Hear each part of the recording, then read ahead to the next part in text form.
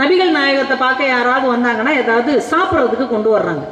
அப்போ அவர் என்ன பண்ணுறாரு, அதை எல்லாருக்கும் பகிர்ந்து கொடுக்க சொல்கிறார். ஒரு தடவை ஒருத்தர் ஈச்சம்பழம் கொண்டு வர்றாரு, ஒரு கூடை நிறைய.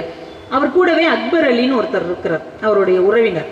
அவருடைய நண்பர்கள் எப்பயும் கூட ஒரு 10-15 பேர் இருக்கிறாங்க.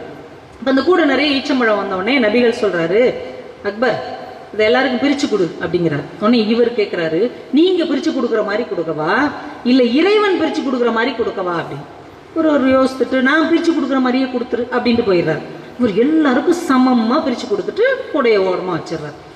அதுக்கப்புறம் ஒரு வாரம் 10 நாள் கழித்து ஒருத்தங்க திராட்சை பழம் கொண்டு வர்றாங்க, ஒரு கூட நிறைய கொண்டு வந்து நபிகள்கிட்ட கொடுக்குறாங்க. நபிகள் அதை வாங்கி 2 சாப்பிட்டுட்டு இதை எல்லாருக்கும் பிரித்து கொடுங்க அப்படிங்கிறார். உடனே அவர் கேட்குறாரு, நீங்கள் பிரித்து கொடுக்குற மாதிரி கொடுக்கவா இறைவன் பிரித்து கொடுக்குற மாதிரி கொடுக்கவா? நான் கொடுக்குற மாதிரியே கூட அப்படின்ட்டு போயிடுறாரு. மறுபடியும் இவர் எல்லாருக்கும் சமமாக பிரித்து கொடுக்குறாரு. இப்போ அந்த நண்பர்களுக்கு ஒரு கேள்வி இருக்கும்ல, இவர் பிரித்து கொடுக்குற மாதிரி கொடுத்தா இப்படி கொடுக்குறாரு, இறைவன் பிரித்து கொடுக்குற மாதிரி கொடுத்தா அது எப்படி இருக்கும்? ஏதாவது ஒரு அற்புதம் நடந்தாலும் நடக்குமோ, ஏதாவது விசேஷமாக இருக்குமோன்னு அவங்களுக்கு நம்மள மாதிரியே ஒரு ஆர்வம் இருக்குது. 3ஆவது தடவை யாரோ ஒருத்தங்க பேரிச்சம்பழம் கொண்டு வந்து கொடுக்குறாங்க.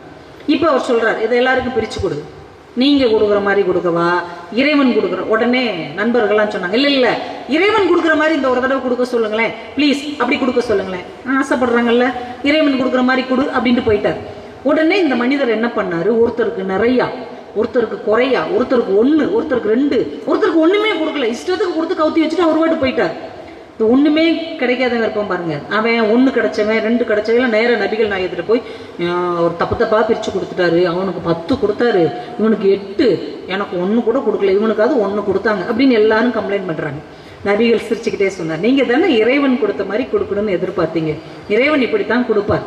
இப்போ 10 அவனுக்கு கிடைச்சிச்சுன்னு உங்கள் எல்லாருக்கும் தெரியுதுல்ல, 10 கிடைக்கப்பட்டவனுக்கு என்ன தோணணும், ஒருத்தனுக்கு ஒன்றுமே இல்லை, ஒருத்தனுக்கு 1 தான் இருக்குது, ஒருத்தனுக்கு 2 தான் இருக்குது.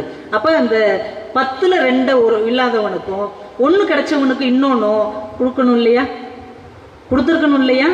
இல்லாதவனுக்கு இருப்பவன் பகிர்ந்து கொடுக்க வேண்டும் என்பது இறைவனின் விருப்பம், அதை நீங்கள் செய்தீர்களா என்று கேட்டார். ஏன் கொடுத்தாரு அவரு, உன்ட்ட நான் 10 கொடுத்துருக்கேன், இது நீ கரெக்டாக அடுத்தவனுக்கு கொடுக்குறியான்னு நான் திரும்ப வரும்போது செக் பண்ணுவேன் அப்படிங்கிறதுக்காக தான் கொடுத்துருக்காரு.